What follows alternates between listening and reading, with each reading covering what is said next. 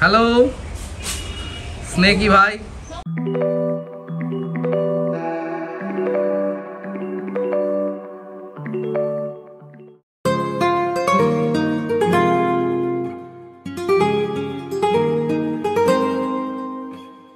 Good morning everyone. 27th of May 2024। সকাল থেকে ওয়েদারটা একদম মনোরম, ভীষণ ভালো। এই কি যে সকালবেলা উঠলাম, ভাবলাম জিম যাব, কিন্তু ঝড় বৃষ্টি হচ্ছে তো সেই জন্য যেতে পারিনি। চেষ্টা করছি বিকেল দিকটা যেতে, বাট আজকের যা ওয়েদার তাতে করে সারাদিনই মনে হচ্ছে বৃষ্টি হবে। বুঝতেই পারছো নিম্নচাপ, এখন 3-4 দিন তো এরকমই থাকবে ওয়েদার। আর যখন সকালবেলা উঠেছিলাম তখন মনে হলো আরেকবার ঘুমিয়ে নিই, আরেকবার ঘুমোতে গিয়েই তো আমার ওটাই প্রবলেম, একটু বেশি ঘুমিয়ে নিয়েছি। এই জাস্ট একটু আগে ঘুমতে উঠলাম, একটু আগে মানে ঘন্টাখানেক তো হয়ে গেছে ঘুমতে উঠতে, ঘন্টাখানেক 1-1.5 ঘন্টা হয়ে গেছে। বসে বসে বিছানায় গল্প করছিলাম, তো এই জাস্ট উঠলাম, উঠে দেখলাম তোমাদের সঙ্গে একটু কথা বলি। কালকে কোনো ব্লগ করিনি, তো আজকে ব্লগটা স্টার্ট করি। সব কিছু মিলে বেশ ভালোই লাগছে, বাট এই যে এখন এই পার্লার কী করে যাবো এইসব সমস্যা তো রয়েছে। কিন্তু যাক, তনুশ্রী কালকে রাতে আমার কাছেই ছিল, ও তো চলে গেল, সৈত্য গিয়ে ওকে ড্রপ করে দিচ্ছে। আর আমি এখনও যেহেতু উঠে ফ্রেশ হয়নি, খাবারটাও খাওয়া হয়নি, সেহেতু বেরোয়নি। তো দেখি যদি বৃষ্টি না কমে তো মোটামুটি আমি এখন বেরোবো না, একবারে সন্ধ্যাতেই যাব। আর যদি কমে তাহলে তাড়াতাড়ি যাব। তো চলো আজকের দিনটা স্টার্ট করা যাক। আর হোক আজকে ব্লগটা তোমাদের খুব খুব খুব ভালো লাগে। সেম ওল্ড বোরিং খাবার ব্রেকফাস্টে, বেশিরভাগ দিনই ব্রেড অ্যান্ড পোচ খাই। এটা এই কারণ এটা বানাতে সহজ হয়, যে কোনো টাইমে বানিয়ে খেয়ে নেওয়া হয়। অন্য খাবারগুলো করতে গেলে অনেক মিল প্রেপ লাগে। 40 আর কি বৃষ্টি পড়ছে দেখো। আর ও বাবা, আরেকজনকে দেখানোর জন্য ক্যামেরাটা অন করো, সে তো উঠে চলে এলো। যখন জানলা ধারে বসে কবি ভাব নিয়ে বসেছিলে, তোমার ব্যাপারটা কি? হ্যাঁ, এখন লাফিয়ে কি লাভ? ভিজে গেছো তো, মোছাতে হবে তো গাটা। এই দাদাদের পেছনে কেন লেগে আছিস? তোরা দুজন কি করছিস দেখি তোদের কাজ? খাটটার উপর একটা কিছু বিছাতে পারতিস বাবা। এটা কি হচ্ছে? প্রজেক্ট ওয়ার্ক চলছে, এটা বেশ দেখাই যাবে। পুরো প্রজেক্ট ওয়ার্কটা হোক, তোমাদের দেখাবো। বাইরে বৃষ্টি আর ভেতরে বসে বসে শিবম ওকে একটু হেল্প করছে, ইউরিকে। প্রজেক্ট ওয়ার্ক চলছে স্কুলে। এবার তো নেক্সট মানডে স্কুল খুলে যাবে ওদের, সেই জন্য।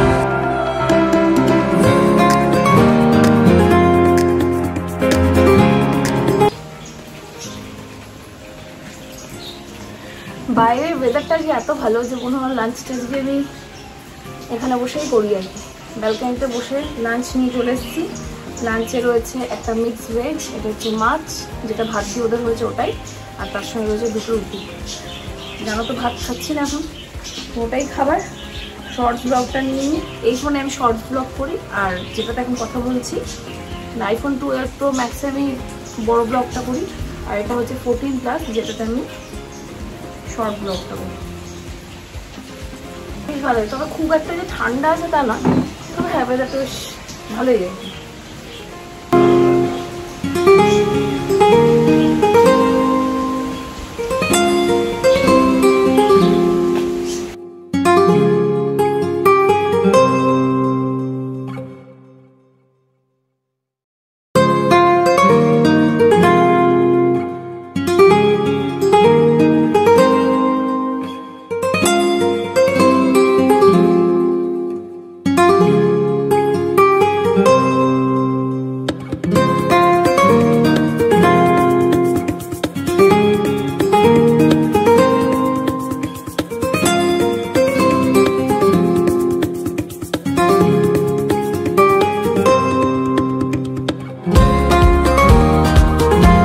খাবার খেয়ে একটু শুয়েছিলাম, কিন্তু বাড়িতে ইলেকট্রিসিটিটা এত মানে ফ্লাকচুয়েট করছে কি বলবো। যেখানে বাইরে বসে আছি এখানে, আজকে এখান থেকে যেতে ইচ্ছে করছে না, মানে এরকম করে বিকেলবেলা তো বসা খুব একটা হয় না।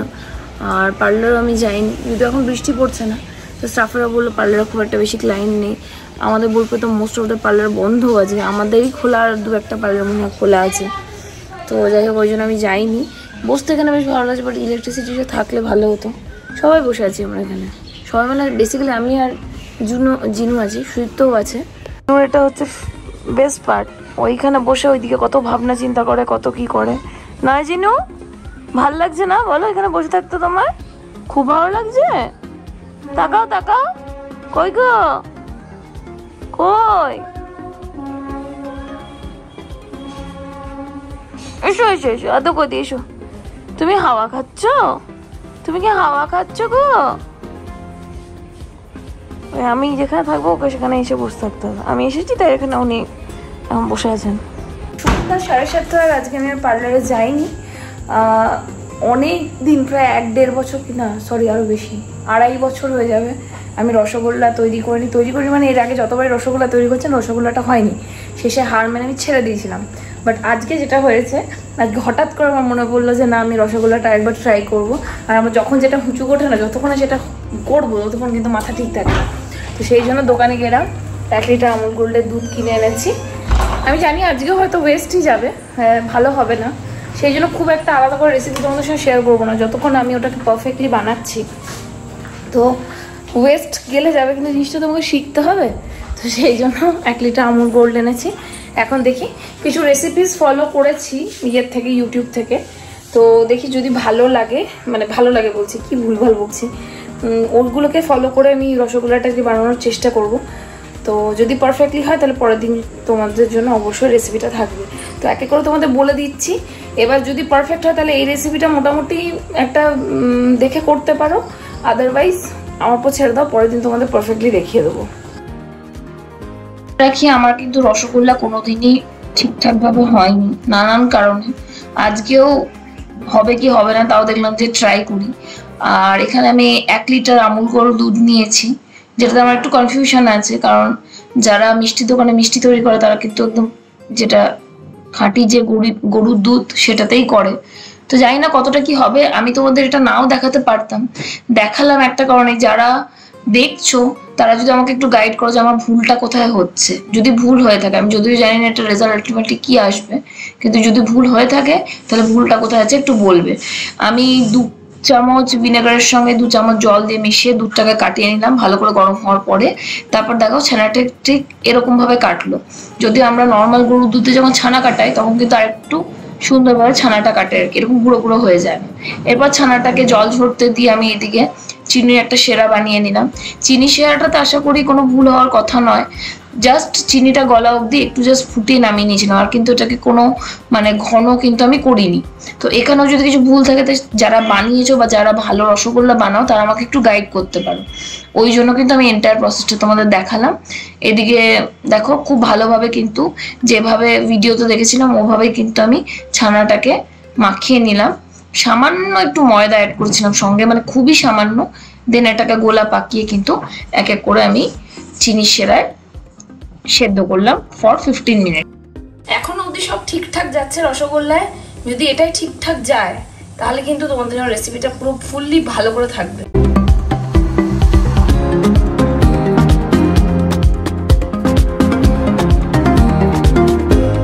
আজকে ডিনারে খুব সুন্দর একটা ইয়ামি রেসিপি বানিয়েছি। তোমরা যেটা ডমিনোজে ট্যাকো মেক্সিকানা খাও, সেটা আমি দেশি ট্যাকো মেক্সিকানা বানিয়েছি। পনির আছে, চিকেন আছে, পেঁয়াজ আছে, আশা করি খেতে ভালোই হবে। ফার্স্ট টাইম বানাচ্ছি, আশা করি ভালোই হবে।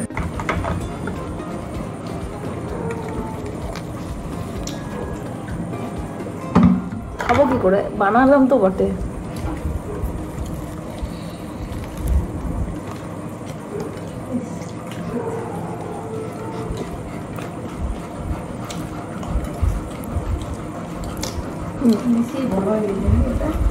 খেতে ভালো, এটা একটু নুন বেশি হয়ে যায়। দেখ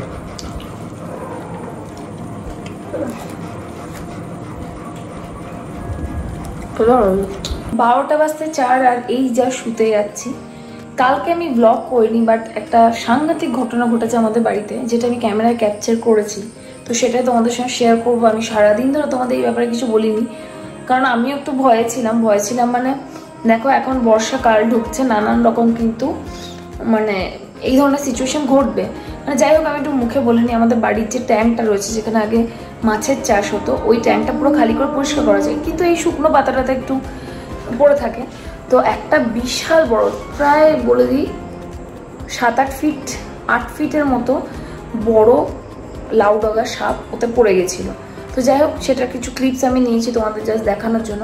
আমাকে বাড়ির চারিপাশটা একটুখানি কার্বলিক অ্যাসিড দিতে হবে, মানছে ওরাও প্রাণী, বাট আমাদেরও ধরো একটা রিস্ক হয়ে যাবে, ছোট বাচ্চা আছে বাড়িতে।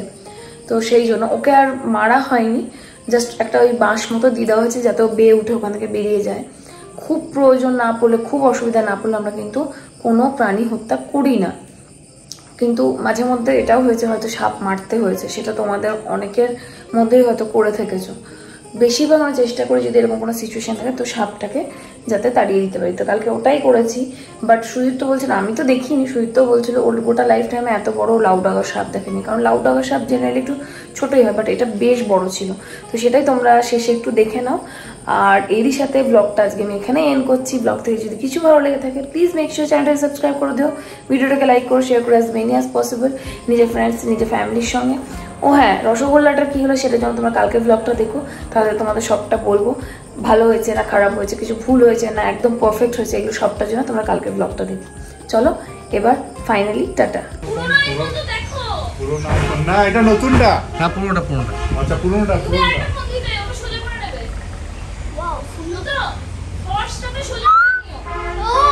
ওকে নড়াতে হবে তো, ও তো পোজ দিয়ে আছে তখন থেকে। একটা কিছু শুরু দে কাটি। হ্যালো স্নেকি ভাই।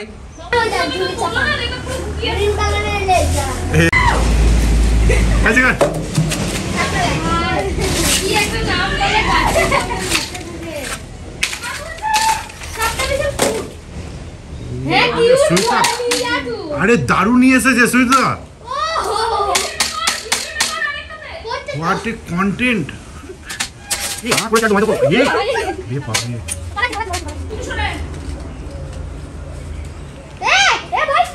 ওরে বাপরে সুইতা কত দাঁড়াচ্ছে গো।